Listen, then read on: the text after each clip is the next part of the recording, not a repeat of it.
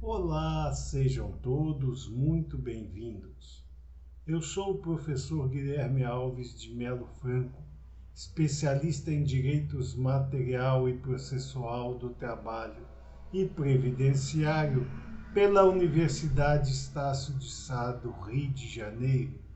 formada em Direito pela Faculdade de Direito da Universidade Federal de Juiz de Fora, Minas Gerais. Estou a desenvolver no meu canal do YouTube, Guilherme Alves de Melo Franco Estudar Direito,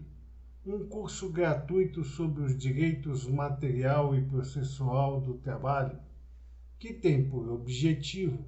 o estudo da consolidação das leis do trabalho, artigo por artigo, e como livro base os meus comentários à reforma trabalhista, Lei 13.467, de 13 de julho de 2017, lançados pela editora Juruá de Curitiba, no Paraná, no ano de 2021. Esta é a nossa aula de número 186 deste nosso curso gratuito sobre os direitos material e processual do trabalho, e nela estaremos a desenvolver nossos entendimentos a respeito dos artigos 523 e 524 da Consolidação das Leis do Trabalho, que continuam a jornada jusoperária brasileira a respeito das entidades de classe. Neste sentido, nos diz o artigo 523 da Consolidação das Leis do Trabalho que os delegados sindicais destinados à direção das delegacias ou seções instituídas na forma estabelecida no artigo 517, parágrafo 2º da Consolidação das Leis do Trabalho serão designados pela diretoria dentre os associados radicados no território da correspondente delegacia. Antes, porém, de analisarmos todas as situações previstas neste artigo 523 da Consolidação das Leis do Trabalho, é forçoso alegar ainda uma vez mais que todas as construções trazidas a lume na consolidação das leis do trabalho, relativas à vida das entidades sindicais, perderam sua validez com a entrada em vigor do artigo 8º, inciso 1º, da Constituição da República Federativa do Brasil, que impede a interferência do Estado sobre a vida própria dos entes sindicais. Porém, estamos a desenvolver esse nosso estudo a respeito de todos esses artigos, como vem acontecendo nesta nossa aula de número 186, deste nosso curso gratuito sobre os direitos material e processual do trabalho, apenas no sentido de didaticamente continuar a desenvolver artigo por artigo o nosso estudo da consolidação das leis do trabalho e no objetivo maior de comparar como era a vida sindical à época da trazida a lume do texto consolidado e o que acontece após a promulgação da Constituição da República Federativa do Brasil de 1988, que mudou de forma radical toda a situação da vida sindical no Brasil, embora ainda haja alguns resquícios da interferência do Estado sobre as mesmas, como estamos a descrever a cada artigo que nós trazemos ao estudo neste nosso curso. O artigo 517, parágrafo 2º da Consolidação das Leis do Trabalho, como vimos em nossas aulas anteriores, ele trazia a oportunidade dos entes sindicais formarem delegacias,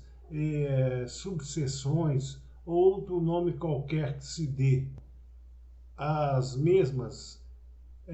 para que, quando a sede sindical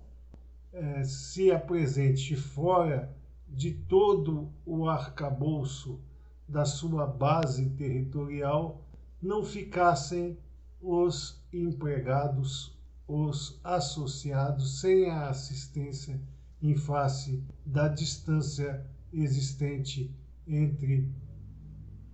o pilar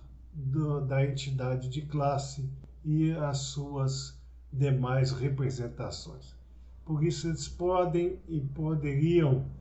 formar delegacias e representações diversas em municípios que não aquele em que estava fincada a sede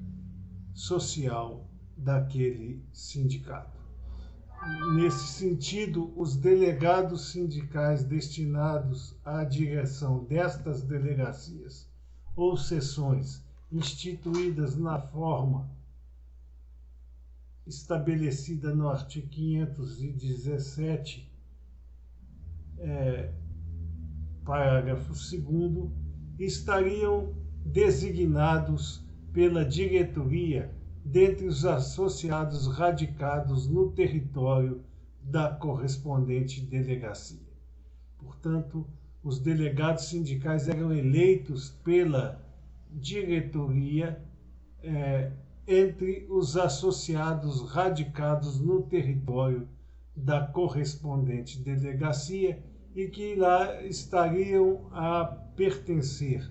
àquela diretoria central, mas a ela subsumida a sua participação. Como dizemos, não há mais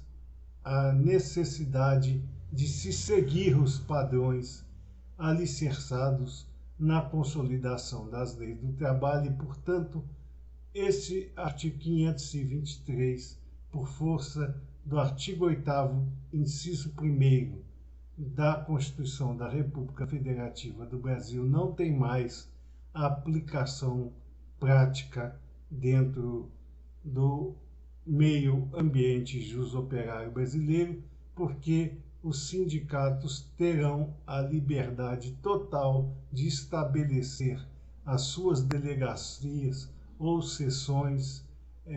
e os seus representantes que nela estarão locados de forma livre e independente,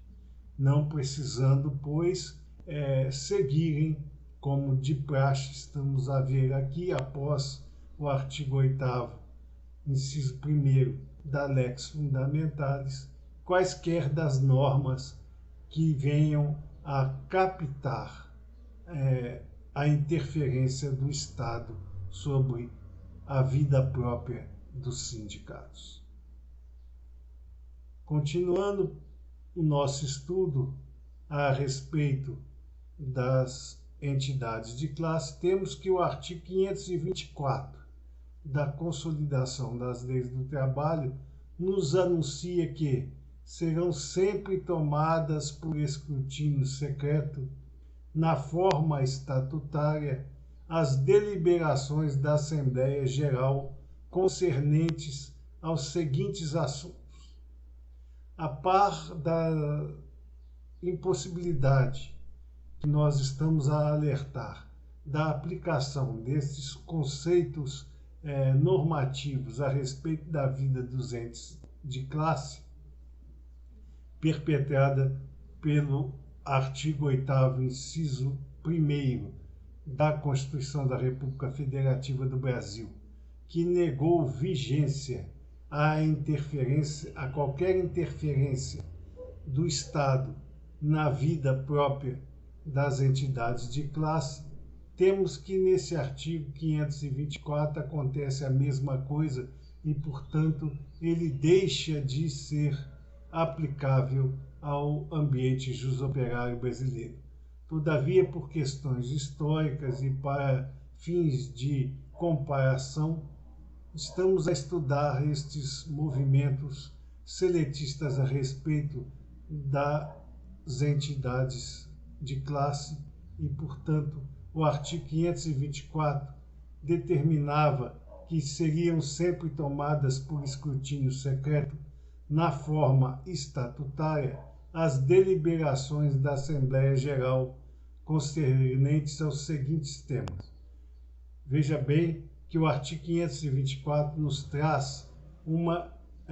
impropriedade de redação, porque se elas serão sempre tomadas por escrutínio secreto, na forma estatutária, as deliberações da Assembleia Geral, e se essas deliberações seguirão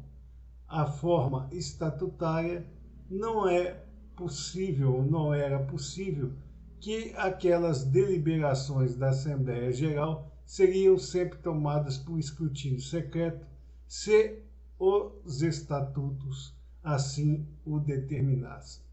Todavia, sabemos nós que os estatutos dos sindicatos da época eram sempre controlados, como estamos a ver todos esses artigos, esses dispositivos legais que estamos aqui trazendo a nosso estudo, pelo Estado. E, portanto, não haveria como uma forma estatutária de alguma entidade de classe trazer movimentação diferente da que estava estabelecida nesses artigos seletistas que estamos a descortinar nestas nossas aulas. Portanto, toda vez que se construía um estatuto social da época, era sempre pautado nas determinações legais impressas pelo poder estatal sobre a vida das entidades de classe. E, portanto, os estatutos sempre traziam que as deliberações seriam sempre tomadas por escrutínio secreto quando viessem da Assembleia Geral concernentes aos seguintes assuntos. O primeiro desses assuntos, revelado pelo artigo 524 seletista, é a eleição de associado para representar a categoria na forma prevista em lei. A representação, como já vimos anteriormente, da entidade sindical de classe, ela é sempre deferida à diretoria constituída para esse mistério e para o mistério administrativo do sindicato. Então, eleger-se um associado para representar a categoria na forma prevista em lei seria trazê-lo ao seio da diretoria daquele ente sindical.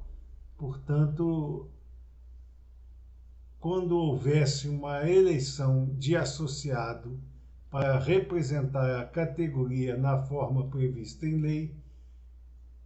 essa situação era sempre tomada por escrutínio secreto. E era afeita à Assembleia Geral, seja ela extraordinária, seja ela ordinária. Normalmente, as questões eleitorais seriam sempre afeitas às Assembleias Gerais extraordinárias e criadas, como já vimos, especificamente para este fim.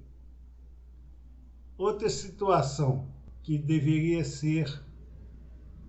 decidida por escrutínio secreto é a tomada e aprovação das contas da diretoria.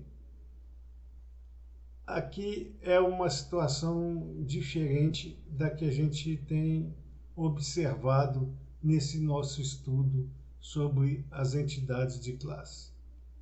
Sabemos nós que a aprovação das contas da diretoria era feita pelo Conselho Fiscal e que hoje ainda é, em grande parte, para não dizer na totalidade dos casos, a atribuição do Conselho Fiscal, que é justamente aprovar ou recusar as contas da diretoria. Aqui se apresentava mais uma situação. Além da aprovação das contas da diretoria pelo Conselho Fiscal, dever-se-ia levar às deliberações da Assembleia Geral para que a categoria confirmasse aquela situação de aprovação ou não das contas da diretoria. E, portanto, quando houvesse esta situação, seriam sempre as deliberações da Assembleia Geral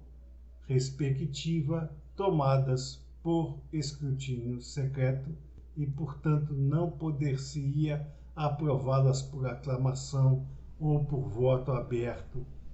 que seriam outras situações para que se pudesse ter esta aprovação pela categoria em seu estado íntegro. Outra situação que deve ser sempre tomada por escrutínio secreto na forma dos estatutos, por deliberação da Assembleia Geral, é a aplicação do patrimônio da entidade. Toda vez que há uma tentativa de aplicar-se o patrimônio, e aqui se entende o patrimônio físico e o patrimônio financeiro, toda vez que ofereceria a possibilidade de aplicação desse patrimônio, ter-se-ia que se apresentar à Assembleia Geral específica para este caso, para que a mesma, por escrutínio secreto, determinasse qual seria a aplicação positiva deste patrimônio por decisão desta Assembleia Geral. Outra situação que nos traz o artigo 524 da Consolidação das Leis do Trabalho é que serão sempre tomadas por escrutínio secreto na forma estatutária as deliberações da Assembleia Geral concernentes ao julgamento dos atos da diretoria relativos às penalidades impostas aos associados. Então, a deliberação dos atos da diretoria que impunham penalidades aos associados teriam que passar ainda por deliberação da Assembleia Geral em tomada de voto por escrutínio secreto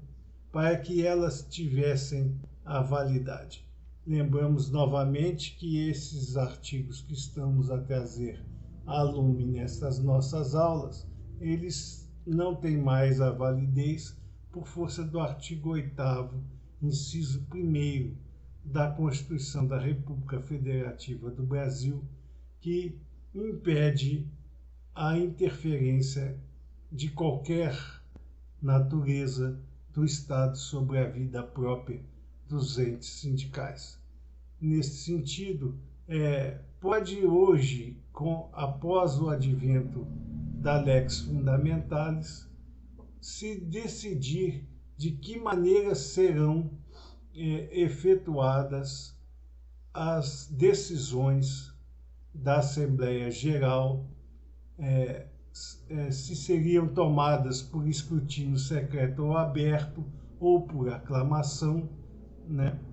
quando estes assuntos tratados nesta Assembleia Geral tiverem objetivo de julgar os atos das diretorias relativos às penalidades impostas por esta aos associados. Também deverão ser levadas a termo por escrutínio secreto da Assembleia Geral o pronunciamento sobre relações ou dissídios do trabalho. Neste caso, as deliberações da Assembleia Geral só seriam consideradas válidas quando a Assembleia tiver sido especialmente convocada para esse fim, de acordo com as disposições dos estatutos da entidade sindical. Aqui é interessante porque, apesar de trazer a lume a oportunidade de estabelecimento dos modelos de escrutínio pela Assembleia Geral Extraordinária ou Ordinária, de acordo com a situação que se apresentasse naquele tempo, remeteria esta situação aos estatutos sociais, só que os estatutos sociais só podiam ser trazidos à presença do ambiente jusoperário brasileiro se seguissem todas as normas previstas nesta consolidação das leis do trabalho. O que deixou de ser norma quando repetimos e reforçamos, porque é importante fixar esta situação, quando a Constituição da República Federativa do Brasil, de 1988, trouxe no seu corpus o artigo 8º, inciso 1º, que não permite mais a presença do Estado sobre a vida cotidiana dos sindicatos. Então,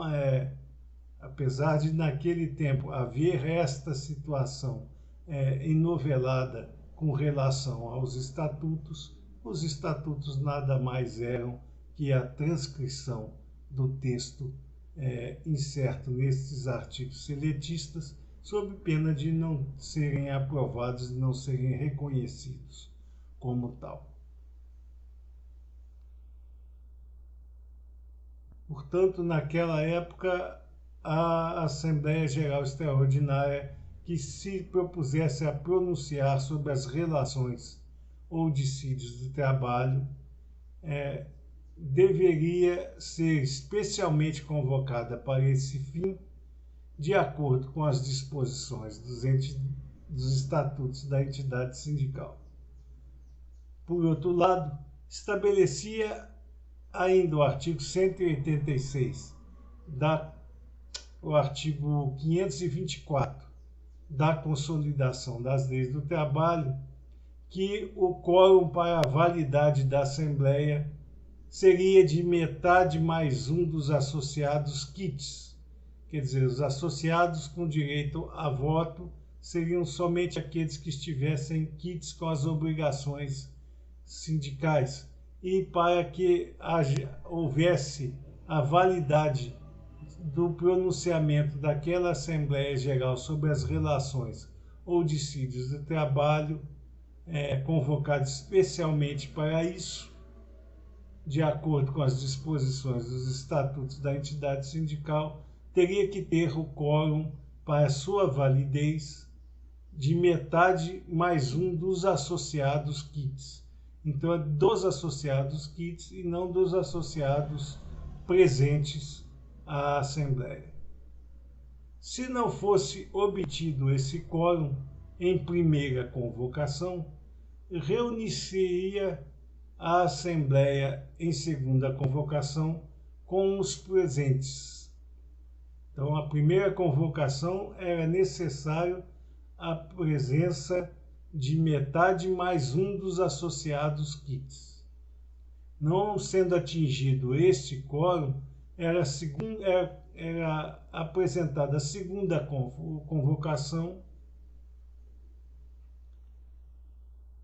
com os presentes, considerando-se aprovadas as deliberações que obtivessem 2/3 dos votos, sempre quando atingido o quórum necessário de metade mais um dos associados kits, ou na segunda convocação com qualquer número de associados kits presentes, desde que estas deliberações obtivessem 2/3 dos votos daqueles presentes, ou da metade mais um dos associados. Também determina o artigo 524 que a eleição para cargos de diretoria e conselho fiscal seria realizada por escrutínio secreto. Portanto, a eleição para cargos de diretoria e conselho fiscal seria realizada por escrutínio secreto e somente por escrutínio secreto. Para tanto, a eleição estaria aberta à votação de todos aqueles que estivessem aptos a promover o seu voto durante 6 horas contínuas, pelo menos, na sede do sindicato. Então, a sede do sindicato estaria durante 6 horas contínuas abertas para a eleição para os cargos de diretoria e conselho fiscal do sindicato, que seria realizada por escrutínio secreto durante 6 horas contínuas, pelo menos. A mesma situação se apresentando, nos diz o artigo 524 da Consolidação das Leis do Trabalho, na sede de suas delegacias e seções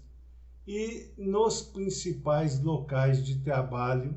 onde funcionarão as mesas coletoras designadas pelos delegados regionais do trabalho. Veja bem como era a interferência do Estado na vida dos sindicatos. A eleição para cargos de diretoria e conselho fiscal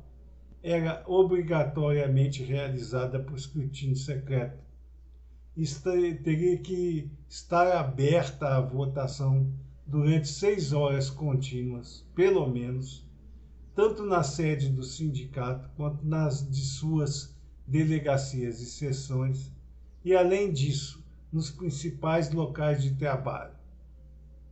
onde funcionariam as mesas coletoras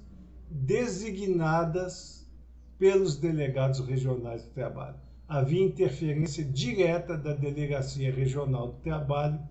no processo de eleição para cargos de diretoria e conselho fiscal.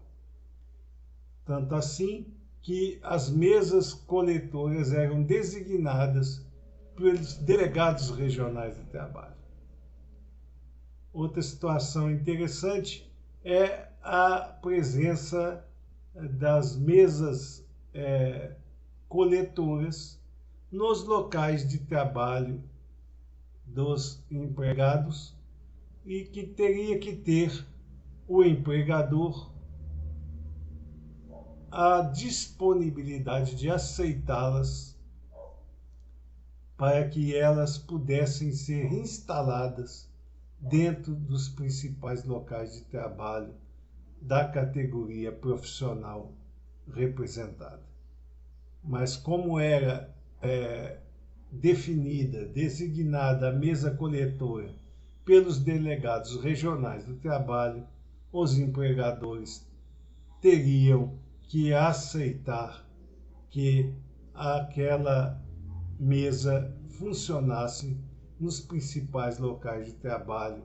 daqueles membros da categoria profissional que estivessem prestando sua atividade profissional pessoal àquele empregador. Tudo girava em torno, portanto, da interferência do Estado sobre a disponibilidade do processo eleitoral das entidades de classe, fiscalizada de perto pelos delegados regionais do trabalho, que neste caso atuariam como representantes do poder público estabelecido. Atualmente, vamos voltar a dizer que o artigo 8º, inciso 1º da Constituição da República Federativa do Brasil deixou de permitir a aplicação do artigo 524 sobre a vida das entidades de classe.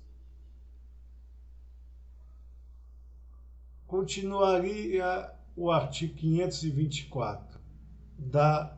Consolidação das Leis do Trabalho a nos informar que, à época, concomitante ao término do prazo estipulado para a votação, que era aquele às 6 horas contínuas que nós vimos no estudo do item anterior, instalar-se-ia em Assembleia Eleitoral Pública e Permanente, na sede do sindicato, a mesa apuradora para a qual seriam enviadas imediatamente pelos presidentes das mesas coletoras toda aquela situação de urnas receptoras e das atas respectivas àquela votação. Portanto, no momento em que se encerrasse o prazo das 6 horas contínuas, para que permanecesse aberta a situação eleitoral, as mesas coletoras, através de seus presidentes, enviariam imediatamente todas as atas e as urnas receptoras para a mesa que estaria designada para apurar as capacidades eleitorais ali definidas. Seria facultada também a designação de mesas apuradoras supletivas, portanto, a princípio seria uma só mesa apuradora que receberia todas as urnas e as atas respectivas das votações através do envio dos presidentes das mesas coletoras a esta mesa apuradora, para que ela pudesse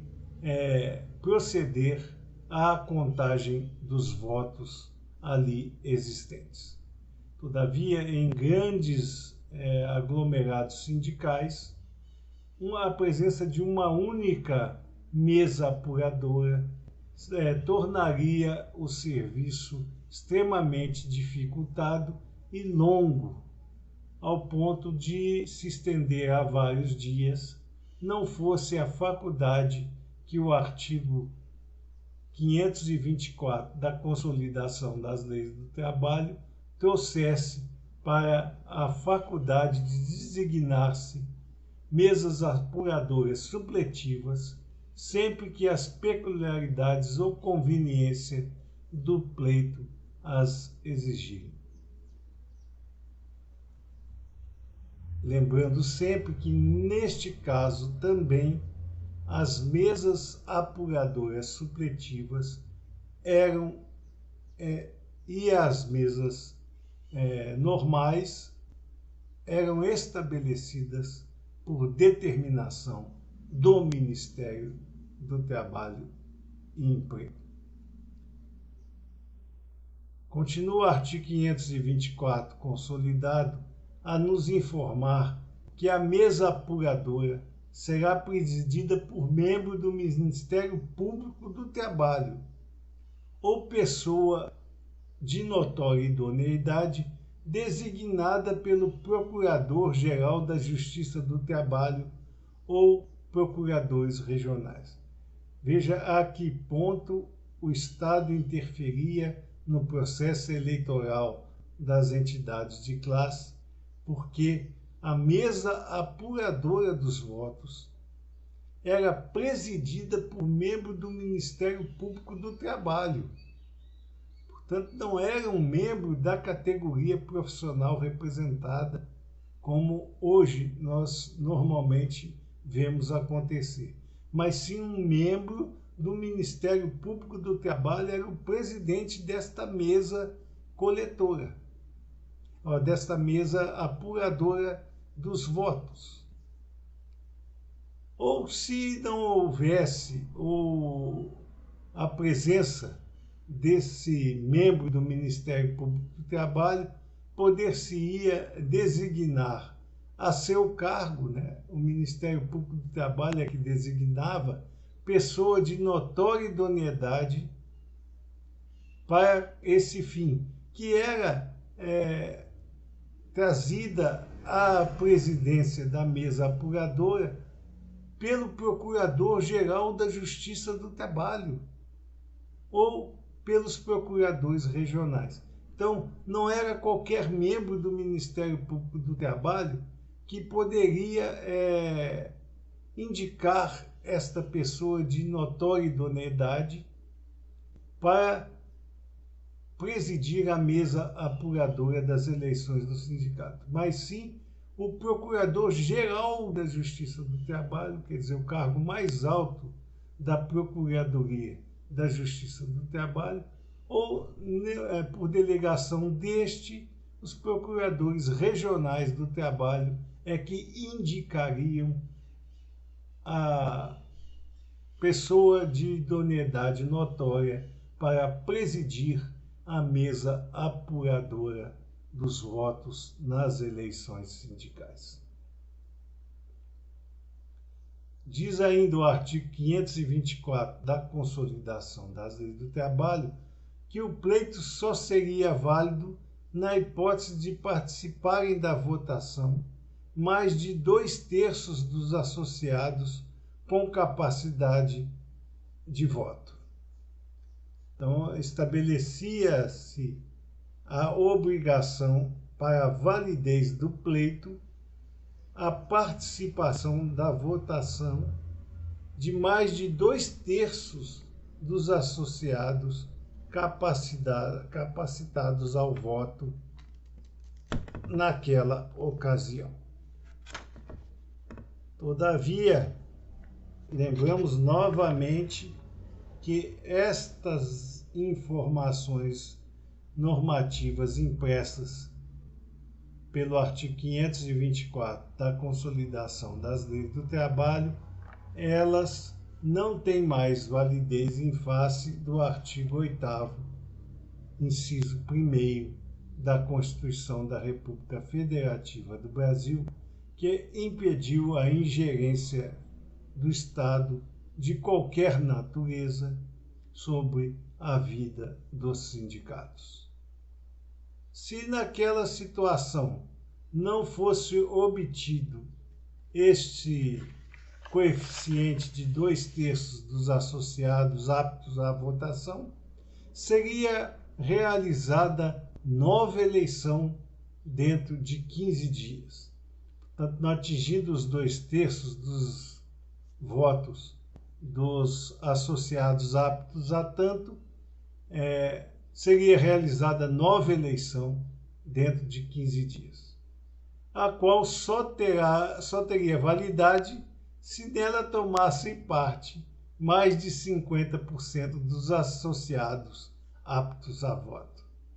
Então, na segunda realização da eleição, dentro dos 15 dias, já que o coeficiente de 2/3 dos associados não foi atingido pela primeira votação, quando seria realizada a nova eleição, essa nova eleição só teria validade se nela tomassem parte mais de 50% dos associados aptos ao voto. Aí nós partimos para uma outra hipótese que o artigo 524 nos trazia, quando estava ainda válido, ou seja, antes do advento da Constituição da República Federativa do Brasil de 1988, é que, na hipótese de não ter sido alcançado na segunda votação o coeficiente exigido, ou seja, de mais de 50% dos associados aptos a voto, seria realizado o terceiro e último pleito, cuja validade dependeria do voto de mais de 40% dos aludidos associados. Então, faria-se a primeira eleição que teria que ter pelo menos 2/3 dos votos dos associados aptos a tanto. Não se atingia esse coeficiente. Realizava-se uma nova eleição dentro dos 15 dias e que só teria validade se nela tomassem parte mais de 50% dos associados aptos a voto. Não se atingiu nem o primeiro coeficiente e nem tampouco os 50% dos associados aptos na segunda eleição. Proceder-se-ia, portanto, a realização do terceiro e último pleito, cuja validade dependeria do voto de mais de 40% dos associados aptos a votar. Nestas três situações, o presidente da mesa apuradora deveria proclamar os eleitos, os quais seriam empossados automaticamente na data do término do mandato expirante. Isso tudo nós estamos a ver se na terceira e última votação tivesse sido atendido o coeficiente de 40% dos associados aptos, ou se o coeficiente de 2/3 na primeira votação fosse atingido, ou de 50% dos associados aptos na segunda, ou dos 40%. Quer dizer, uma dessas hipóteses foi cumprida na realização destas eleições. Neste caso, o presidente da mesa proclamaria em qualquer dessas hipóteses os eleitos, os quais seriam empossados automaticamente na data do término do mandato expirante, ou seja, daquele mandato da diretoria que estava sendo substituída por esta votação. Não teria efeito suspensivo os protestos ou recursos oferecidos na forma da lei. Poder-se-ia ter protestos e recursos quanto à proclamação dos eleitos pelo presidente da mesa apuradora, mas estes protestos e recursos teriam que transcorrer o seu caminho natural para serem ou não, ao final, aceitos na forma da lei. Todavia, enquanto esses recursos ou protestos estivessem sendo decididos,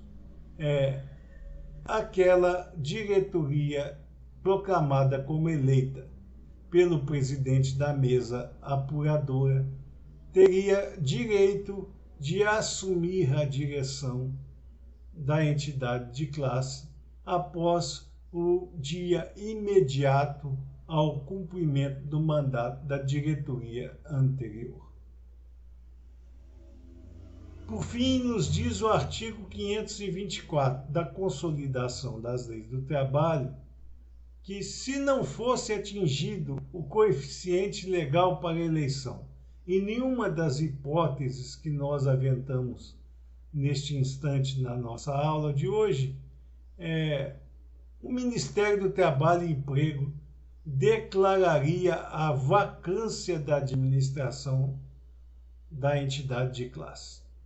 Então, não sendo atingido nenhum daqueles coeficientes que nós discriminamos há pouco nesta nossa aula de número 186 deste nosso curso gratuito sobre os direitos material e processual do trabalho,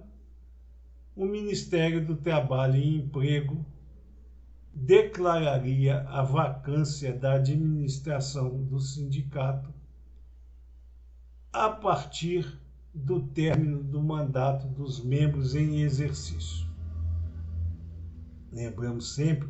que as eleições elas poderiam acontecer antes do término do mandato dos membros em exercício ou imediatamente após esta conclusão dos trabalhos pelos membros que participaram da eleição da diretoria sucedida. Portanto, no caso de não tivesse sido atingido o coeficiente legal para a eleição, o Ministério do Trabalho e Emprego declararia a vacância da administração a partir do término do mandato dos membros em exercício. E o Ministério do Trabalho e Emprego ainda